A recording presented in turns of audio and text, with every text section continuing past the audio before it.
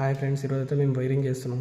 ఇది వచ్చేసి మనకి 12 మోడల్ బాక్స్కి కటింగ్ చిప్పింగ్ అప్పుడు మొత్తం టేప్ వేసుకున్నాం. ఎంత నీట్గా వచ్చింది చూడండి. ఇప్పుడు నేను లైటింగ్ సర్క్యూట్కి అయితే మనం 2.5 రెడ్, 2.5 బ్లాక్, 2.5 గ్రీన్ వాడతా.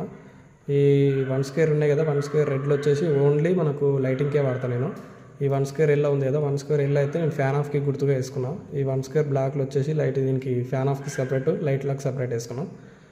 ఈ మనకి గ్రీన్ వైర్ ఉంది కదా, ఇది మనకు కింద అర్థింగ్ రాడ్ నుంచి ఒక పైప్ వేసుకున్నాం. అక్కడ నుంచి ఒక 2.5 గ్రీన్ గుంజినాం. ఈ పక్కన ఒకటి ఉంది, అది ఇంకొక సర్క్యూట్ గుంజాలి, వెనకాల సైడ్ ఉంది, దానికోసం ఆ పైప్ వేసుకున్నాను. నేనైతే ఇలా చేస్తాను ఫ్రెండ్స్, మీరు ఎలా చేస్తారో తెలియదు. నేనైతే కలర్ కోడింగ్ మొత్తం వాడతాను, RYB వాడతాను. దానికి అంటే ఏసీలకు 4 స్క్వేర్, లైటింగ్ సర్క్యూట్లకి, గీజర్లకి 2.5, ఫ్రిడ్జ్లకు కూడా 2.5 వాడతా. మన ఇన్వర్టర్కి వచ్చేసి 1.5. ఈ లైటింగ్లకి లైట్ పాయింట్లు ఉంటాయి కదా, దానికైతే 1 స్క్వేర్ వాడతా.